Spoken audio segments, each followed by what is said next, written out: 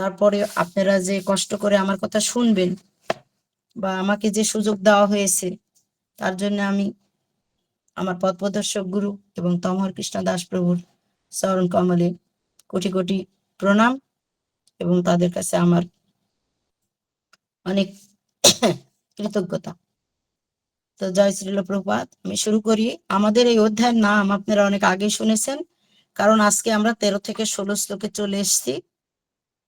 অধ্যায় 16 অধ্যায়ে দৈবাসুর সম্পদ বিভাগ যোগ। এই শ্লোক, এই অধ্যায়ের প্রথম থেকে একই যে অসুর স্বভাবের ব্যক্তিরা আসলে কেমন হয় বা অসুর স্বভাবের ব্যক্তিরা কি কি করে। প্রথম দিকে আমাদের নারায়ণ আশ্রিত দাস প্রভু ছিলেন, আরো বিভিন্ন জন ছিলেন, মাতারা ছিলেন, আমাদের পথপ্রদর্শক গুরুও ছিলেন। তো এত সুন্দর তারা পাঠ দিয়েছেন, কিন্তু আমি এত অসুস্থ যে আমি তেমন কিছু লিখতে পারিনি, যেটুক করেছি। আর আমি যেটুক করেছি সেইটুক আপনারা কষ্ট করে একটু শ্রবণ করার চেষ্টা করবেন। তো আমরা প্রথমেই আমি একটু অনুবাদটা পড়ে নেই। শ্লোকটা আসলে অনেক সময় আমরা বের করে ফেলেছি। অসুর স্বভাব ব্যক্তিরা মনে করে আজ আমার দ্বারা এত লাভ হয়েছে এবং আমার পরিকল্পনা অনুসারে আরো লাভ হবে। এখন আমার এত ধন আছে এবং ভবিষ্যতে আরো ধন লাভ হবে। ওই শত্রু আমার দ্বারা নিহত হয়েছে এবং অন্যান্য শত্রুদেরও আমি হত্যা করব। আমি ঈশ্বর, আমি ভোক্তা, আমি সিদ্ধ, বলবান ও সুখী, আমি সবচেয়ে ধনবান এবং অভিজাত আত্মীয় স্বজন পরিবৃত্ত। আমার মতো আর কেউ নেই। আমি যজ্ঞ অনুষ্ঠান করব, দান করব এবং আনন্দ করব। এইভাবেই অসুর স্বভাব ব্যক্তিরা অজ্ঞানের দ্বারা বিমোহিত হয়, নানা প্রকার দুশ্চিন্তায় বিভ্রান্ত হয়ে এবং মোহজালে বিজড়িত হয়ে কাম ভোগে আসক্ত চিত্ত সেই ব্যক্তিরা অসুচি নরকে পতিত হয়। তো আপনারা অনুবাদে এত সুন্দরভাবে প্রভুপাদ লিখে দিয়েছেন যে যেখানে আমার মতো মূর্খের বলার আর কিছুই থাকে না, যে আসলে অসুর প্রবৃত্তির স্বভাবের লোকজন কেমন হয়। তো এই সংসারে দুই ধরনের মানুষ আছে, সুর আর অসুর। সুর কারা? যারা আপনারা আজকে প্ল্যাটফর্মে যুক্ত হয়েছেন তারা সবাই হচ্ছেন সুর। বলবেন যে তারা প্ল্যাটফর্মে নাই, ভক্ত আছে, তারা কি সুর না? আসলে আমরা এখন তাদেরকে এখানে ধরছি না। আমরা যারা জানি যে ভগবানের সেবা করলে, ভগবানকে ভালোবাসলে আমরা কি হব? আমরা সুর হব বা ভগবানের ভক্ত হব। এটা জানার পরেও যারা ভগবানকে ভালোবাসে না, ভগবানকে শত্রু মনে করে, তারাই হচ্ছে অসুর প্রবৃত্তি। তো আসলে অসুর ভাবাপন্ন মানুষ কাদেরকে বলা হয় বা কত প্রকার? আমরা 10 নম্বর শ্লোকে দেখেছি কি দুষ্পূরণীয় কামনা, মানে যে কামনাটাকে আমরা কখনো পূরণ করতে পারবো না। আবার 11-12 নম্বর শ্লোক কালকে আমাদের শ্রদ্ধেয় শ্রীমান মনমোহন মুরারি দাস প্রভু পাঠ দিলেন যে কামনা, কাম ভোগ, কাম বাসনার উপরে। তো সংসারের এমন একটা নিয়ম আছে, সংসারে কিছু শ্রেণীর মানুষ আছে যা মন চায় তাই করে, শাস্ত্র টাস্ত্র বেশি পড়ে লাভ নাই, অথচ তারা তর্ক বিবাদে বেশি অভ্যস্ত। তো মহর্ষি ব্যাসদেব রচিত মহাভারতের শান্তি পর্বে 246 অধ্যায়ে উল্লেখ করেছেন 10 প্রকার আসরিক ভাবাপন্ন মানুষ বৈদিক শাস্ত্রের ধার ধারে না। কদাচারী হওয়া সত্ত্বেও তারা নিজেকে কি মনে করে? সদাচারী বলে সমাজে জাহির করে। এই 10 প্রকার আসরিক ব্যক্তি কারা, তার একটু সামান্য আমি একটু বর্ণনা দেওয়ার চেষ্টা করছি। 1 নম্বর, তারা কি? অপ্রশান্ত। অপ্রশান্তটা কেমন? অপ্রশান্ত মানে হলো প্রকৃষ্ট সুখ নিয়ে যারা রয়েছেন। প্রশান্ত মানে হলো প্রকৃষ্ট সুখ নিয়ে যারা রয়েছেন, যারা হচ্ছে কৃষ্ণকে আমি কৃষ্ণের সংসার করছি, তারা হচ্ছে প্রশান্ত। আর অপ্রশান্ত আর অনিত্য জড়জাগতিক নিকৃষ্ট বাস্তবিকই সুখ সম্ভোগের বিষয় বলে যারা মনে করে, তারা হচ্ছে অপ্রশান্ত, তারা বৈদিক শিক্ষা গ্রহণ করতে চায় না। 2 নাম্বার হচ্ছে অজিতেন্দ্রীয়। এই প্রকার মানুষ জড়জগতের রূপের প্রতি, রসের প্রতি অত্যন্তই আকৃষ্ট। 3 নাম্বার হচ্ছে তপস্যা বিমুখ। এই যেমন আপনারা তপস্যা করছেন, কত সুন্দর তপস্যা। আমরা কি করছি? রাত 4টায় উঠছি, আবার জুম খোলার আগে কিছু কিছু প্রভুরা জুম খোলার আগ থেকে বসে থাকে। এটা কত কষ্টের একটা তপস্যা। তপস্যা মানে কি?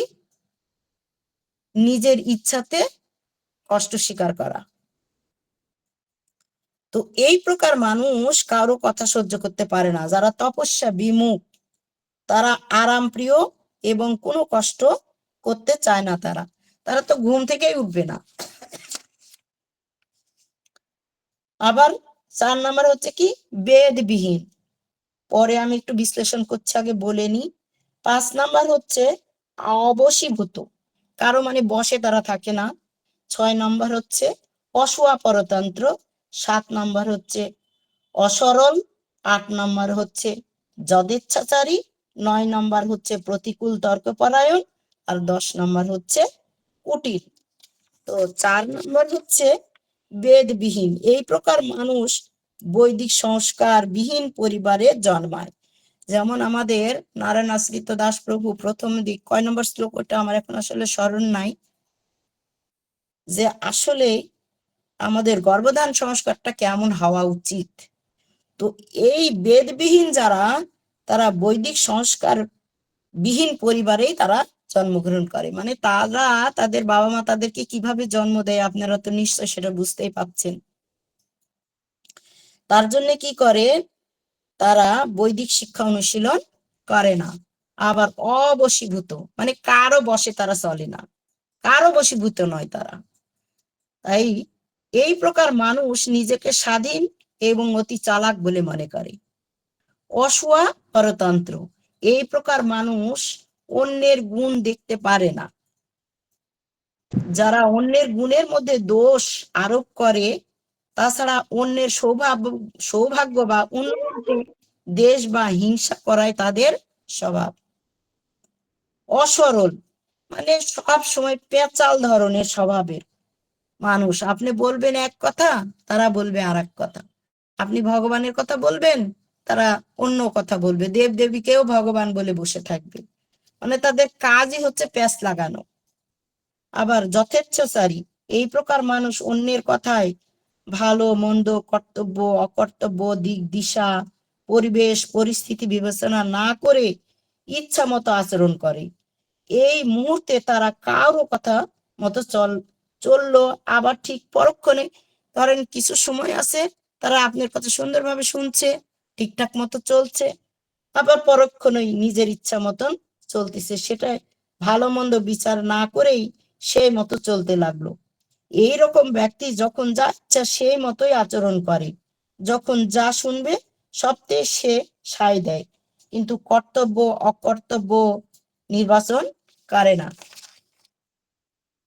প্রতিকূল তর্কপরায়ণ, যখনই এইরকম ব্যক্তি শাস্ত্র কথা শোনে তখনই তার বিরুদ্ধাচরণ, কোন চরিত্রের কথা সে চিন্তা করতেই থাকতে, যাতে সে শাস্ত্র নির্দেশের বিপক্ষে কথাটা ঠিক বলে জাহির করতে পারে। যেমন ধরেন, পাঠ শুনছে, এমন একটা উদ্ভট কথা প্রশ্ন করবে যেটার উত্তর কেউই খুঁজে পাবে না। নিজের মন গড়া কাহিনী, নিজের ইচ্ছা মতন যা খুশি মতন একটা বলে দিল, মানে আপনাকে বিভ্রান্ত করাই তার কাজ। কুটিল, এই প্রকার মানুষেরা হয় চতুর এবং কপট। এরা কোনো বিধি নিষেধ মানে না, অথচ তারা লোককে দেখাতে চায় যে সে অত্যন্তই বিধি পালনকারী নিষ্ঠাবান ব্যক্তি। আমরা সব করি।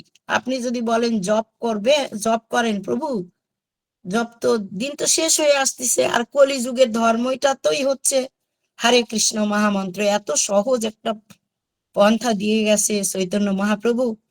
তো বলে আমি তো কত করি, ভগবানের সামনে দাঁড়িয়ে কত ডাকি, সারাদিন কতবার হরিনাম করি, তার কোনো লেখা জোখা নাই। মানে কুটিল স্বভাবের ব্যক্তিরা যেটা আসলে তাদের আচরণ যেটা হয়, অথচ তারা কলির 4টা পাপ কর্ম আমিষ আহার, নেশা, ভাং, জুয়া, অবৈধ সঙ্গ কোনো না কোনো তার সঙ্গে জড়িত থাকে। এই ধরনের মানুষেরা কোনো দিন ভক্ত হইতে চাইবে না এবং তারা বৈদিক শাস্ত্রের কথার প্রতি উদাসীন থাকবে। অবশ্যই এই ধরনের কোনো উদাসীন ব্যক্তি ও সাধু সঙ্গ ক্রমে সাধুগুরু শাস্ত্রের প্রতি শ্রদ্ধান্বিত হতে পারে। আবার কি বলতেছেন প্রভুপাদ এখানে বলেছেন, বা আমরা পাইছি বা পাচ্ছি, এমনকি আমরা অনেকের পাঠ থেকেও শুনেছি যে কখনো কোনো ব্যক্তি মানে কোনো কোনো ভাগ্যবান জীব গুরু কৃষ্ণের কৃপায় পায় ভক্তিলতা বীজ। এই ধরনের ব্যক্তিও কিন্তু হরিনামের প্রতি একটুখানি হলেও মনোনিবেশ করে।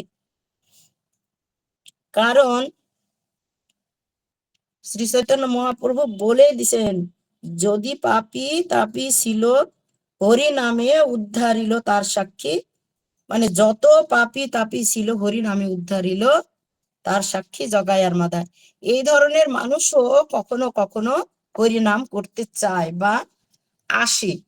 সেটা কার ফলে হয়? কোনো শুদ্ধ বৈষ্ণবের সঙ্গ প্রভাবে। তার বাস্তব প্রমাণ আমি নিজেই, যে পথপ্রদর্শক গুরু এবং আমাদের শ্রীপাদ প্রেমময় দামোদর দাস প্রভু আমার গৃহে পদার্পণ করা হচ্ছে আমার ভক্তি জীবনের প্রথম পা ফেলা। তো সাধুগুরু বৈষ্ণবের কৃপা ছাড়া আসলে আসরিক প্রবৃত্তি গুলান ভেতর থেকে যাওয়া সম্ভব না। তো অসুর স্বভাবের ব্যক্তিদের কথা ছাড়া আমরা এই অধ্যায়ে এখনো তেমন কিছু পাইনি যে আসলে অসুর স্বভাবের ব্যক্তিরা কি কি করে। অসুর স্বভাবের ব্যক্তিদের কথা বলা হয়েছে, এই সমাজে অসুর শ্রেণীর ব্যক্তিরা কি মনে করে আমি করি, আমি লেখাপড়া করেছি, বিদ্যা অর্জন করেছি, যেটা প্রভুপাদ এত সুন্দরভাবে তাৎপর্য দিয়েছেন, যেখান থেকে আমার মতন মূর্খের আর বলার কিছু থাকে না। অর্থ সম্পদের পাহাড় তৈরি করেছি, আমি কর্তা, আমি ভোক্তা, আমি কাউকে মানি না, এমনকি ভগবানও মানি না। তাদের জীবনের একমাত্র উদ্দেশ্য অধিক টাকা ইনকাম করা, মানে টাকার পাহাড় বানাতে থাকবে তারা। নাম, যশ, প্রতিষ্ঠা, অন্যের চেয়ে ধনবান, শক্তিশালী, আর নিজের ইন্দ্রিয় তৃপ্তি, নিজের কামনা বাসনা পূরণ করা, তার জন্য যা করতে হয় করব। শুধু ভগবানকে ডাকতে বললে মাথার সমস্যা। তার কারণে সবকিছু আমি করছি, লেখাপড়া আমি করছি, যোগ্যতা আমি অর্জন করেছি, অর্থ উপার্জন আমি করেছি, ভগবান মানি না, কারণ আমার অনেক সম্পদ, অনেক টাকা, সুখের জন্য যা কিছু, মানে সে সুখের জন্য আরো আরো আরো আরো বহু বহু টাকা ইনকাম করার জন্য সে কালোবাজারি করবে, মানুষকে ওজনে কম দেবে, সুদ নেবে। জীবনের উদ্দেশ্যই অর্থ ইনকাম করা। এরকম বাস্তবিক জীবনে আমরা অনেক মানুষ দেখছি যাদের রাজশাহী শহরে বহু বহু বহু বাড়ি, অথচ তাদের হাত দিয়ে 10টা টাকাও ভগবান কেন অন্য কোনো ব্যক্তির জন্যও তারা বের করতে চায় না। তারা নিজেকেই ভগবান বলে ভগবানের আসনে বসিয়ে দিয়েছে। তারা কোনো পাপ কর্ম করতে দ্বিধাবোধ করে না টাকার পাহাড় করার জন্য। মনে করে কি এই টাকাতেই পৃথিবীর সব সুখ বিরাজ করছে, যা খুশি করতে পারবে তারা। কিন্তু তারা জানে না তারা যা পাচ্ছে তা সব কিছু তাদের পূর্বকৃত কর্মের ফল হিসাবে পাচ্ছে। এ কথা কিন্তু আমরা আমাদের অনেক পাঠকের কাছেই শুনেছি, এখানে প্ল্যাটফর্মেই শুনেছি, যে যেটা মুনি ঋষিরা লিখে রেখে গেছেন আগে থেকে শাস্ত্রে, যা কিছু আমরা করে এসেছি তা পাচ্ছি, এবং এই জন্মে যা করব তা পরের জন্মে কর্মফল স্বরূপ পাব না। কর্মফল স্বরূপ এই জগতে জীব কি ভোগ করছে নিজ নিজ কর্মফল। আমরা কি ভোগ করছি এখানে এসে? মনে করছি যে সবকিছু নিজেই করছি, আসলে কি তাই? আপনারা কি মনে করেন, আসলে কি তাই?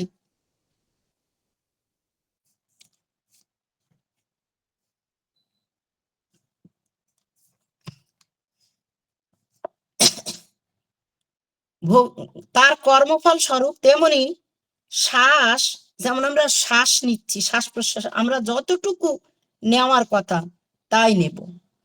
এই যে আমরা এইটা যে গায়ের জোরে বলছি যে আমরা করছি সবকিছু আমার, এই যে আমি শ্বাস প্রশ্বাস নিচ্ছি, এই যে আমি আপনাদের সঙ্গে কথা বলছি, এই যে একটা কথা বললাম, পরের কথাটা যারা আমি বলতে পারবো তার কোনো গ্যারান্টি আছে? এইটা কারা বোঝে না? এইটা হচ্ছে অসুর প্রবৃত্তির লোকেরা বোঝে না, কিন্তু যারা সুর তারা ঠিকই বোঝে। তার জন্য তারা কি করে, তারা এক সেকেন্ড, এক মানে সেকেন্ডের থেকেও যদি কিছু সেকেন্ড সময় হয়, তারা সেই সময়টাকেও নষ্ট করে না। আর আমরা সেই শেষ শ্বাসকে কি বলা হয়? শেষ নিঃশ্বাস ত্যাগ করা, মানে এই জীবন থেকে বিদায়।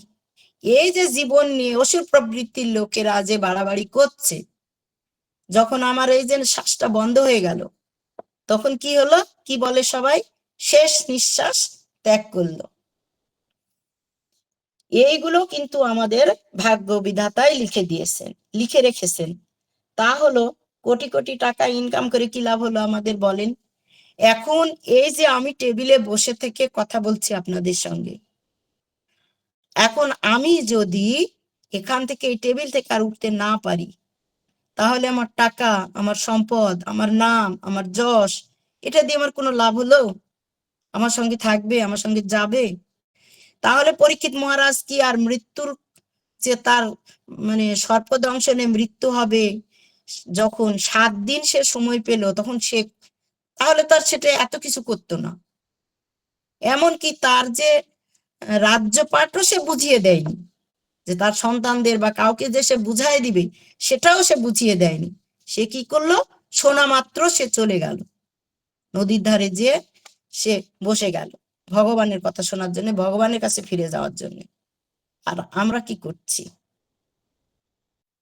আপনারা করছেন, আমি করছি না। এখন ধরেন সমাজে কত ধরনের মানুষ আছে, গরিব ধনী। গরিবেরা মনে করেন যে দিন আনছে দিন খাচ্ছে, কত রিক্সা চালক আছে, কত গরিব ধরেন তারা ধরেন যে এমনকি ঘুমানোর পর্যন্ত জায়গা নাই, একটু হয়তো কোনো মতে ইনকাম করছে, ওটা সিদ্ধ করছে, খাচ্ছে, গান করছে, ঘুমাচ্ছে, আনন্দ করে থাকছে তারা। আর ধনী ব্যক্তি কি করছে? যত টাকা তত সমস্যা। টাকা কি করা যায়? টাকা কি খাওয়া যায়?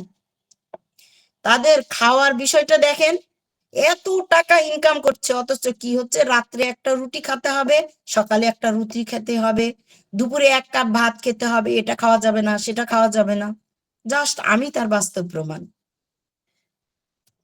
আবার কি হবে? সেই টাকাগুলান, এই যে টাকার পাহাড় জমা করে থুয়ে গেলাম, আমার পরের প্রজন্মে আসবে ভূত প্রেত, কারা সব আমার বংশে জন্মগ্রহণ করবে, আর সেই টাকাগুলান উড়াবে।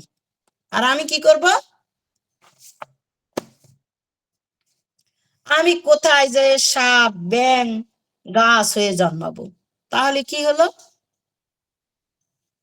এই জগতে কি সুখের জায়গা? এই জগৎটা কি আসলে সুখের জায়গা? আমরা যে এত টাকা পয়সা অর্থ সম্পদ নিয়ে যে সুখ মনে করছি, এটা কি যে অসুর প্রবৃত্তির লোকেরা যেটাকে সুখ মনে করছে, আসলে কি এই জড় সংসারটা কি সুখের জায়গা? ভগবান আমরা গীতায় কি বলে গেছেন? দুঃখালয় আশাসাতম। তাহলে কি হলো? এটা হচ্ছে সুখের জায়গা নয়। গীতায় বলা হয়েছে এটা সুখের জায়গা নয়, এটা দুঃখালয়। জন্ম মৃত্যু জরা ব্যাধি যেটা আমাদের সঙ্গে আছে,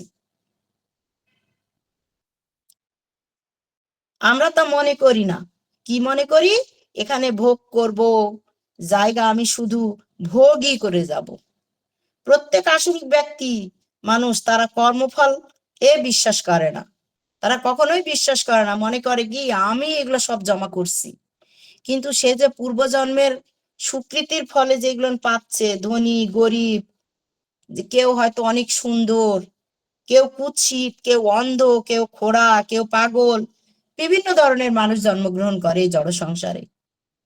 ভালো কর্মের ফলে উচ্চকুলে জন্মগ্রহণ করছে, ধনীর ঘরে জন্মগ্রহণ করে, কিন্তু আসরিক স্বভাবের মানুষ তা বিশ্বাস করে না। তারা কি মনে করে, আমি কর্তা, আমি ভোক্তা, যেটা আমরা অনুবাদে সুন্দরভাবে পেয়ে গেলাম, কি আমি করি, আমি ভোক্তা। আসলে ঘটনাচক্রে বা তাদের প্রচেষ্টা হয় আসলে তাই, তা না হলে কেউ ইচ্ছা করে গরিব হয় না।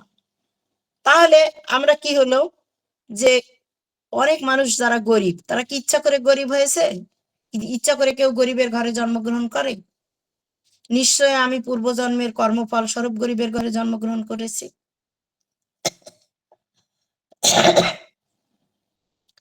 আবার এই অসুর প্রবৃত্তির মানুষ, তাদের প্রতিযোগিতা হয় কার সঙ্গে?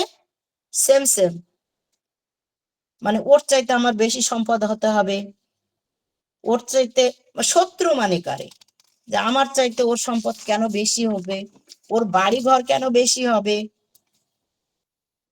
সমাজে এই অসুর প্রবৃত্তির লোকই বেশি, কিন্তু তারা তাদের কিঞ্চিত সমস্যা হলে একজন আরেকজনের শত্রু হয়ে যায়। আর এই শত্রুতা এক সময় কি হয়, বাড়ির ভেতর থাকতে থাকতে কি হয়, সমাজের চলে আসে, গৃহে থাকতে থাকতে বাইরে আসে, তারপরে সেটা রাষ্ট্রে রাষ্ট্রে রাষ্ট্রে শুরু হয়ে যায়। যেটার আমার প্রত্যক্ষ প্রমাণ এখন দেখছি পৃথিবীর বিভিন্ন রাষ্ট্রে, এক রাষ্ট্রের সঙ্গে আর এক রাষ্ট্রের ক্ষেপণাস্ত্র মারছে। এটা তো আসলে সরাসরি এক রাষ্ট্র থেকে আরেক রাষ্ট্র হয়নি, এটা আগে ছিল গৃহযুদ্ধ, যেটাকে আমরা গৃহযুদ্ধ বলি। ঘরে ঘরে গৃহযুদ্ধ হইতে হইতে হইতে হইতে আস্তে আস্তে এটা বড় আকার ধারণ করে।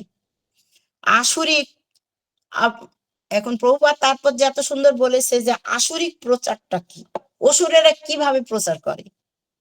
অসুরেরা বলে কি ভগবান টগবান সেটা কেউ নাই, ভগবানকে বিশ্বাস করো না, ভগবানকে ছুঁড়ে ফেলে দাও, তুমি নিজেই ভগবান। তাহলে আমি যদি ভগবান হই, তাহলে আমি আবার কেন পরমেশ্বর ভগবান শ্রীকৃষ্ণকে কেন ভগবান মানব? এইগুলি হচ্ছে আসরিক প্রচার, তারা এইগুলাই প্রচার করে। তারা নিজেকে অন্যের চেয়ে ধনী, সুন্দর, ক্ষমতাবান বলেও মনে করে। তারা আর কি করে, মন গড়ার যোগ্য বিধি, নতুন নতুন যন্ত্র তৈরি করবে, যার দ্বারা তারা উচ্চতর গ্রহলোকে চলে যাবে। এর জ্বলন্ত দৃষ্টান্তকে আমরা তাৎপর্যের শেষে পড়লাম কি, রাবণ। রাবণ কি করলো, স্বর্গে যাওয়ার জন্য সিঁড়ি তৈরি করবে, আর সেই সিঁড়িতে চড়ে সবাই অনায়াসে স্বর্গে চলে যাবে, কিচ্ছু করতে হবে না। তেমনি আসরিক মানুষেরা যান্ত্রিক উপায়ে উচ্চতর লোকে চলে যাবে, এইরকম চিন্তা ভাবনা তাদের। এমন যন্ত্র তৈরি করবে যে যন্ত্রে চড়ে তারা একদম গোলকধামে চলে যাবে। কিন্তু এটা কি ঠিক? এটা হচ্ছে ভ্রান্তির নির্দেশনা। তার জন্য তারা ধীরে ধীরে কি করছে, নিজের অজান্তে নরকের দিকে অধপতিত হয়ে যাচ্ছে। আমরা প্রভুপাদের প্রাঞ্জল তাৎপর্যের শেষে একটা কথা পাইছি কি, মোহজাল। মোহজাল কথাটি অত্যন্তই তাৎপর্যপূর্ণ। প্রভুপাদ শেষে বলেছে মোহজাল কথাটা অত্যন্তই তাৎপর্যপূর্ণ। তো মোহ শব্দের অর্থ হলো আসক্তি আর মায়া বা বিভ্রান্তি, এবং জাল শব্দের অর্থ হচ্ছে ফাঁদ। কিসের ফাঁদ? মায়ার ফাঁদ বা বন্ধন, যেটা আমাদেরকে এখানে এই জড় সংসারে আমাদেরকে আষ্টে পৃষ্ঠে বেঁধে রাখছে। তাই মোহজাল বলতে বোঝায় জাগতিক বস্তু বা বিষয়ের প্রতি তীব্র আসক্তি বা আকর্ষণ, যা মানুষকে সত্য থেকে দূরে সরিয়ে দেয় এবং এক ধরনের মানসিক বন্ধনে আবদ্ধ করে। এটি একটি নেতিবাচক ধারণা যা মানুষকে তার লক্ষ্য থেকে বিচ্যুত করে এবং জীবনে শান্তি ও মুক্তি লাভে বাধা দেয়। তাহলে মোহজালটা কি হলো? সেই মায়ের মতো, যে আমরা যখনই কৃষ্ণকে ভুলে যাব তখন আমাদের কি করবে? মায়া আসে, আমাদেরকে গ্রাস করবে। কৃষ্ণ ভুলিয়া জীব ভগবাঞ্ছা করে, নিকটীয় মায়া তারে জাপটিয়া ধরে। এই মোহজালটা ঠিক ওই ধরনের। যখনই আমরা কৃষ্ণকে ভুলে অন্য চিন্তা করব, তখনই এই মোহজাল আমাদেরকে, আর এই অসুর প্রবৃত্তির লোকেরা এই ধরনের মোহজালের মধ্যেই ঘোরাফেরা করে। উদাহরণস্বরূপ, কেউ যদি অর্থের, খ্যাতি বা শারীরিক সৌন্দর্যের প্রতি অতিরিক্ত আসক্ত হয়ে পড়ে, তবে সেটিকেই মোহজাল বলা যেতে পারে। যেমন অসুর প্রবৃত্তির লোকেরা, তারা কি করে? নিজের শরীরের তারা মানে এত যত্ন করে, আর প্রভুপাদের অনুবাদে এত সুন্দর বলেছে তাদের কি কাজ। কালকে আমাদেরকে শ্রীপাদ মনমোহন মুরারি দাস প্রভু যে কামভোগের এটা এত সুন্দরভাবে বলছিলেন, যে কামনা বাসনা, যে আমাদের যে চামড়ার চাহিদা, এইটাতে আমরা বেশি আসক্ত।